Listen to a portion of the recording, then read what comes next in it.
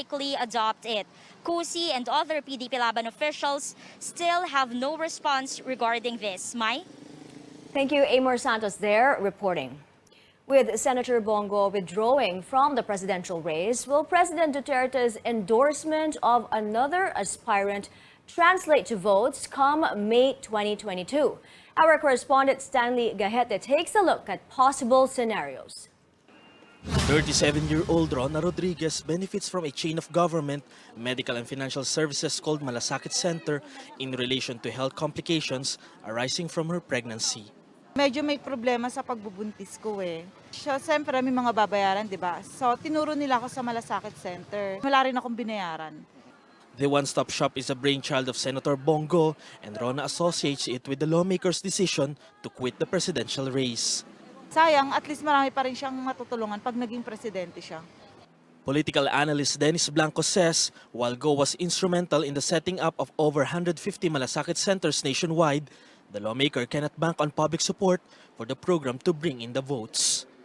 The awareness of the people about Bongo only came into fruition during the 2016 national election. He was the presidential aide. I think the endorsement of the presidency to Bongo is not transferable. It's not an assurance or a guarantee that Bongo would win if he's the recipient of that endorsement. Now that Senator Bongo is no longer in contention for presidency, who among aspirants will get President Duterte's support? And will his endorsement make a difference? Blanco sees two possible scenarios that may influence the president's choice. I think the president would grant the endorsement towards Bongbong and the Lakas CMD and the Unity Party that where Sara Duterte belongs, on the premise that her daughter is there. If that's not possible, now he would probably coalesce or even provide the endorsement to the Manny Pacquiao, PDP Laban faction or the PROMD. No? Again, on the basis of their regional affiliation, of their ethno-linguistic similarities, now Mindanao and Visayan vote. Blanco says Senator Manny Pacquiao and Mr. Duterte have no ideological differences, so it's possible he may support another bet from Mindanao. He adds, there's a little chance for the president to endorse Senator Ping Lacson or Manila Mayor Isko Moreno. I think it's a long shot. Lacking leads at this point, the administration may be hard-pressed to make its next move less than 6 months into the election. But Blanco says, one thing's for sure. In a game of politics, no, it's a game of numbers. No? So if you solicit or get the endorsement of the president, that's an added value or dimension to your candidacy of winning the presidency. Stanley Gahete, CNN Philippines. Presidential aspirant Ferdinand Marcos Jr. and his running mate Sara Duterte Carpio woo potential voters in the province of Quezon. The son and namesake of the late dictator had failed to gain the majority of the votes there during his 2016 vice presidential run. Incumbent President Rodrigo Duterte also fell short of winning the province's support back then. Marcos promised to provide jobs to fresh graduates during his visit. Bawat taon, nag-graduate tayo ng higit ng 1 milyon na college graduate dito sa Pilipinas. Mga 1.2 million. Lahat ng 1.2 million na yan ay hahanapan natin ng trabaho. Meanwhile, senatorial aspirant Jinggoy Estrada says he is running under the Marcos Duterte ticket. Estrada, who has a pending plunder case, is hoping to make a comeback after losing in the 2019 midterm polls. Presidential aspirant Vice President Leni Robredo is in the province of Catanduanes to attend various activities. Meanwhile, her daughter, Aika, led a lugaw feeding activity in Quezon City where she took the opportunity to address mothers and other members of the community. Minsan sinasabi nila, di ba, na ang babae daw mahina, ang nanay daw nasa bahay lang. Pero ako po bilang anak, di ba pag may problema tayo, yung unang tinatakbuhan natin parati yung nanay. At sa tingin ko po, marami tayong problema ngayon, may COVID at napakarami pang iba. Tingin ko yung may pinaka-maayos na unang tatakbuhan din natin para sa ating solusyon ay nanay din. Presidential aspirant Manila Mayor Isko Moreno was in Nueva Ecija today where he said he would welcome the possible endorsement of President Duterte or the Makabayan Bloc.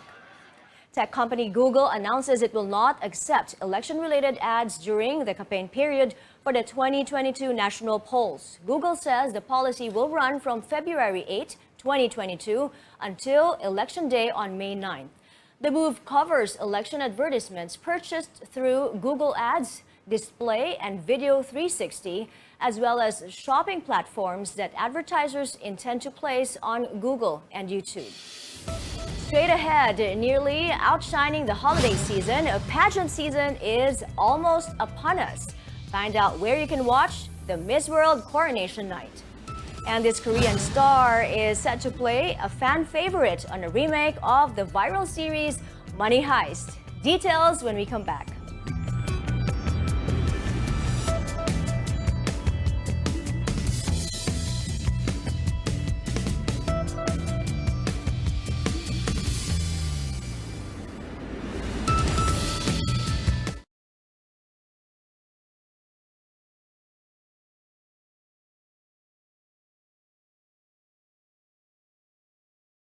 Them progress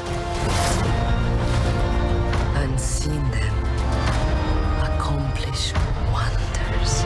Eternals have nurtured humanity for 7,000 years. We have never interfered until now. Oscar-winning director Chloe Zhao went from indie films to the MCU. I had to pitch for it. And we both have to look at each other and go, there's something about what you're offering we really want. And that's when I have the project. Ajak, played by Salma Hayek, leads the team. I had given up on the hope of Marvel noticing that I existed, and it was just amazing. The diverse cast includes Lauren Ridloff as the MCU's first deaf superhero. I love that my deafness is not seen as, a driving point to a story. It's just, it's just an asset. And Kumail Nanjiani as its first South Asian superhero. I wanted him to be the opposite of most of the opportunities that I'd gotten and most of the opportunities that brown men have gotten in Hollywood, So usually either we play terrorists, I wanted him to be full of joy, the opposite of that, or we're nerds and I wanted him to be cool, or we're weak and I wanted him to be strong. So I just sort of was like, what is something that I haven't gotten to do that we don't usually get to do? Let's be the opposite of all that. Between the heroics, we see the friendships, which the cast formed off-screen as well, most of them. I don't think I was really expecting to come out of this with so many incredible friendships. I mean, I really got to know everyone so well. Yeah, I made no friends on this movie. Excuse me? Apart from you. We became friends. Yeah, we became friends. Okay. We've loved these people since the day we arrived. When you love something, you protect it. In Hollywood, I'm David Daniel.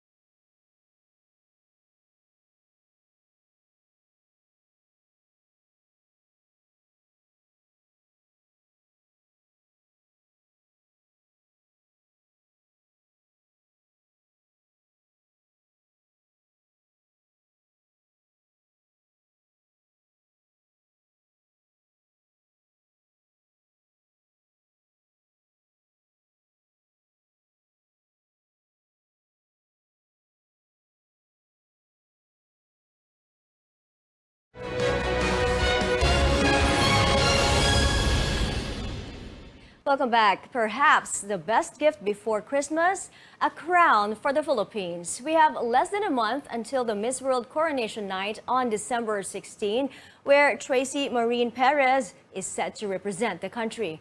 This year, Miss World Philippines is working with CNN Philippines and Upstream.ph to bring the global event to your screens. The pageant organization says Tracy has good chances of taking the title.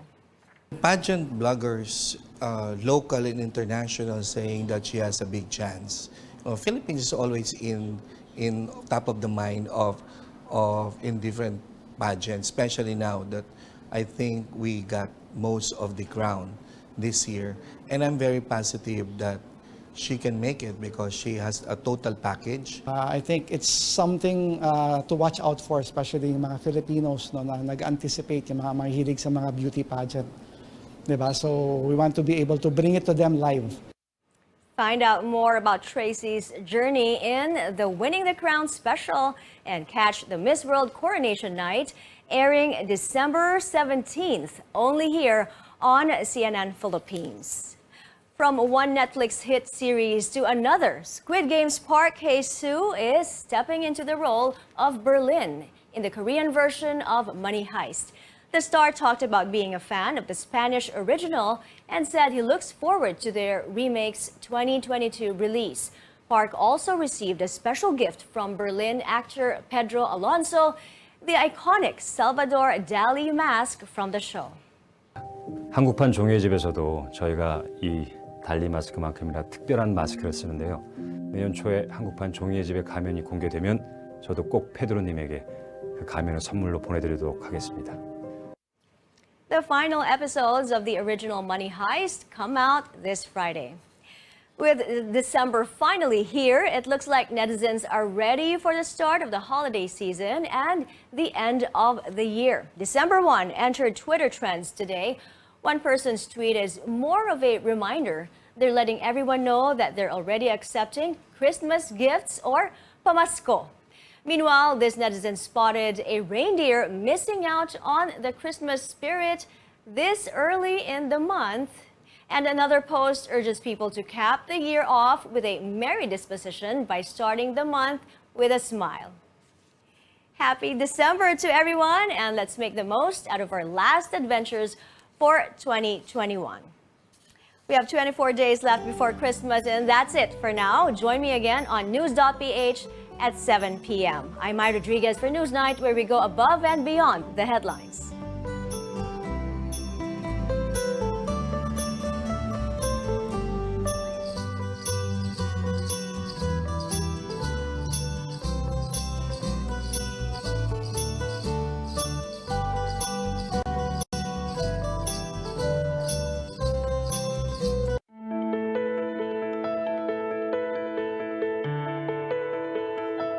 Even before the pandemic, the average person spends about half of their day sitting down. A typical office worker would do as much as 15 hours of sitting in a day. Since the arrival of COVID, though, those numbers have more than likely only gone up. Medical experts, however, warn that a sedentary lifestyle can result in a number of major health problems. But what exactly is so bad about sitting down? What sort of health problems can they contribute to? And how do we get more movement in our lives when restrictions due to COVID limit where and what we can do? Today on the show, we'll talk about why some experts are calling sitting as the new smoking. I'm Dr. Freddy Gomez, and welcome to MedTalk Health Talk, where your care comes first. You're watching CNN Philippines.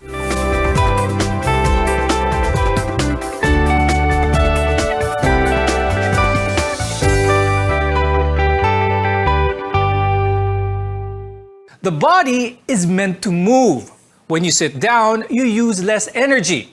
That also means you can increase your risk of physical and mental health issues. Let's welcome our guests for today. With us is Dr. Richard Henry Chonco II. He's an interventional cardiologist from the UP-PGH and the Philippine Heart Association's Director and Advocacy Chair Committee. Also with us is Mr. Michael Gabilo. He's the president of the Philippine Physical Therapy Association. Now, while relaxation and rest is very important to the body, like many things we enjoy too much, it can be a bad thing. Now, studies show that people who sit for more than 8 hours a day with no exercise had a similar risk of dying to those posed by obesity and smoking. Now, Dr. Ricky, what exactly happens to our body? Bakit ganun kasama pag nakaupo ang tao for that long a time? We have to understand we're not really designed by nature to to be sedentary. We're supposed to be pretty active. That's why we have legs. That's why we have our extremities, and that's why our muscles are actually built for walking. And actually, if we don't walk, our cardiovascular system does not take up. When we walk, we actually train our heart. When we break a sweat, we make our heart healthy. And at the same time, circulation gets improved when we use our legs and move around. Now, the reverse is true. If we don't move around and we don't use our legs, then the return of blood to the heart will be impeded, and we can also form clots the longer that we sit around. So sedentary lifestyle is not only bad for not burning calories, you won't be able to burn your calories well, but it also decreases your health in terms of the cardiovascular situation. Okay, so you made it clear na it's very important for our heart health that we don't be sedentary. And we often think of regular exercise as well as diet as being the most important factors to a healthy lifestyle. Pero Dr. Ricky, why is minimizing or keeping that sedentary time to a minimum just as important for our health? Well, let's put it this way. If we don't change and we're like couch potatoes, we're always sitting around or lying in bed and we're not active, we tend to become obese. Our muscles become atrophic. We actually gain increase in inflammation, decrease in conditioning, and this actually also may actually lead to depression or decrease in your functional status, not only for the body but also for the mind. So all of these things are not exactly healthy for the individual. Actually, when you're sitting more, you're moving less, and you also slow down your metabolism.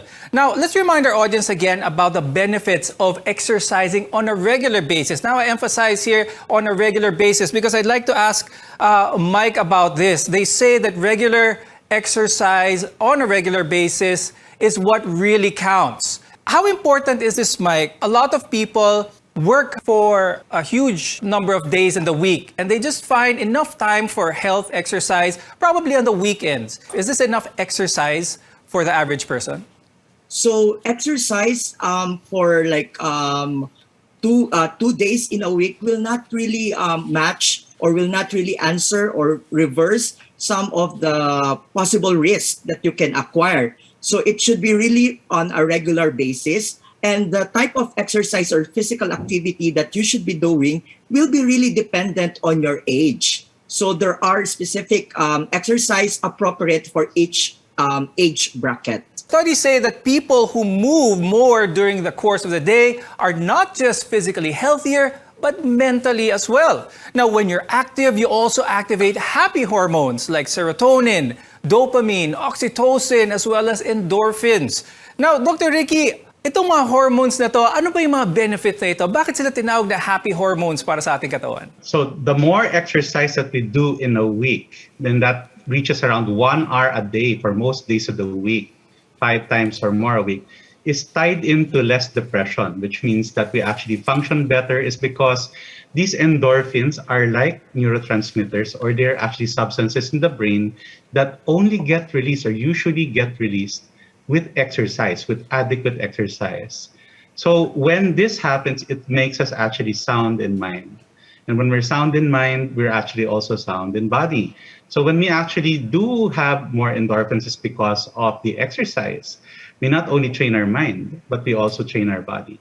Lowered amounts of those hormones could lead to actually depression and anxiety, which can then weaken our immune system. Now, during this time of COVID-19, a strong immune system is what we definitely need. Now, Mike, we do want to remind our audience about what it takes to have a well-working immune system. Please remind our viewers regarding that. When we talk about of the immune system, these are actually group of organs of the body, including the cells who are working together to ensure that agents or causative agents for diseases are properly detected. So if we have an immune system that is working properly, our immune system can easily monitor these agents that can possibly cause diseases. And one of the best way to really boost our immune system is through exercises and physical activities. Now, as you can see, it's all pretty much related. So boosting our immune system requires eating well, of course, getting adequate sleep, as well as being active. And it means moving somewhat and not sitting too much. Now, coming up next, a closer look at the high-risk problems your body may be facing due to prolonged sitting. We'll explain after a short break.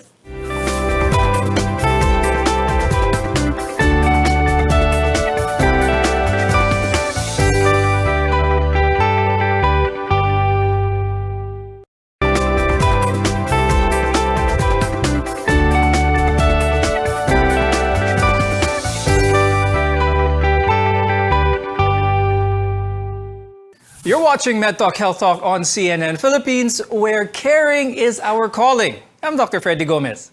Now, in general, humans are built to stand upright, and we can burn more calories standing up as opposed to just sitting down. Now, Dr. Ricky, how does prolonged sitting contribute to heart disease? We want to focus specifically on the heart this time. Yes, so sitting actually has effects for both the heart and the blood vessels. That is prolonged sitting. So if we keep just sitting down and we're not actually increasing our heart rate and training our heart to a higher heart rate and breaking a sweat, not only will our muscles deteriorate, but also the function and the situation of our heart. So our heart actually has to burn better fuel, not only during the resting period, but actually also during a higher exercise situation. If we don't get to train our heart, then technically not only will we have muscle problems for the heart, but basically atherosclerosis. And usually atherosclerosis is tied in with poor metabolism. That is also the eating that occurs when a patient is sedentary. That includes junk food and other sodas that might actually be detrimental to not only the heart, but also the blood vessels.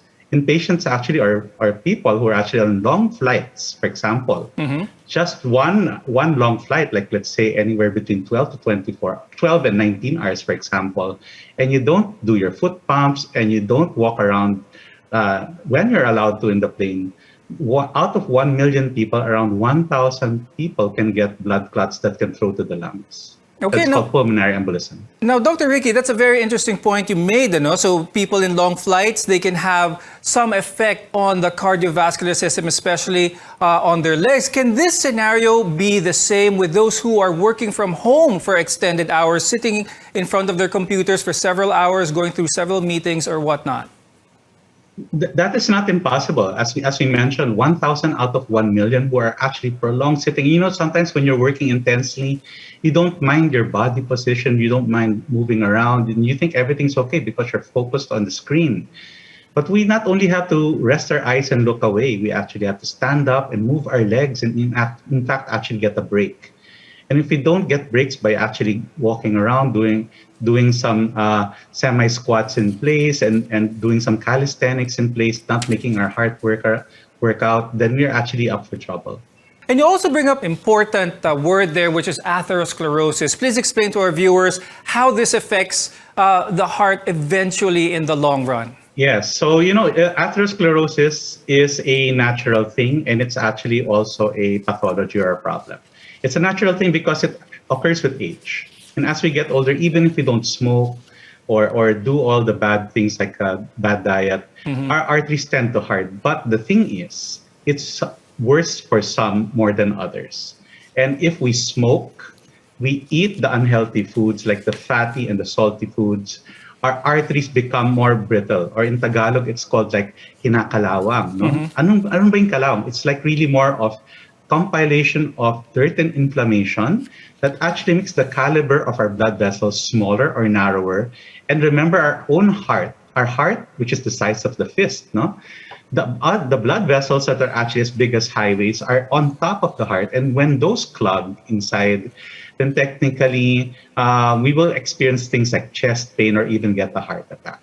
Okay.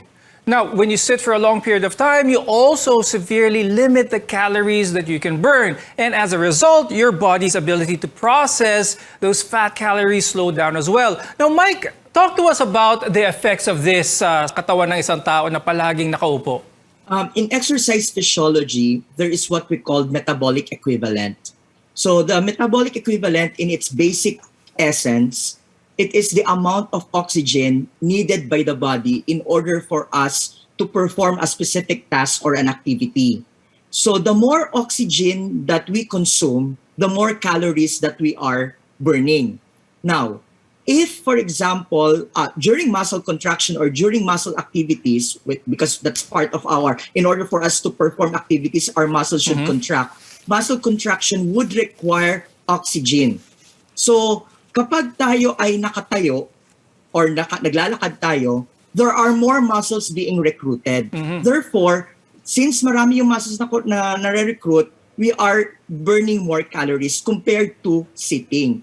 In 1 hour, yung pag-upo natin, that we are just only burning 60 to 130 calories versus walking or standing up, which can burn more than that, like around 1 to 200 calories per hour. Aside from prolonged sitting down, kapag sinabayan naman ito ng poor posture as well, this can cause increased stress on the neck, the shoulders, as well as the spine. Now, Mike, anong klaseng mga problema naman ang pwedeng makita because of this? What kind of stress can this lead to?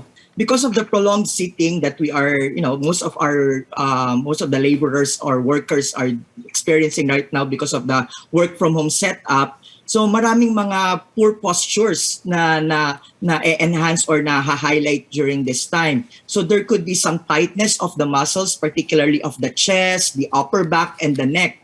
And at the same time, this could also be aggravated because of some poor vascularization or poor blood supply going to the muscle tissues. So these are actually causing pain to our body, or it creates pain. And at the same time, yung ating mga joints, ligaments, that these are also affected. So anything that is really stretched or tight in our body can create pain and can be worse in the future na mag-lead to severe tightness or contracture na tinatawag. Okay. Now, do you think, Mike, that these prolonged sitting situations can also aggravate any comorbid conditions that the person may have, such as diabetes maybe? Or you are positioned in a prolonged sitting, this will definitely make your vascularization or your blood flow rather, slower. So this will affect the oxygenation to the muscle tissues. Now, at the end of the day, prolonged sitting affects the human body in many different ways. Sitting means not moving, and that causes weight gain, which can then lead to a host of other problems if left uncontrolled. Now, we've heard the bad news about sitting so far. So what's the good news? The good news is there's plenty you can do to prevent yourself from falling into a sedentary life. And we'll tell you how after the break. Your health is our mission here on MedTalk Health Talk. Stay with us.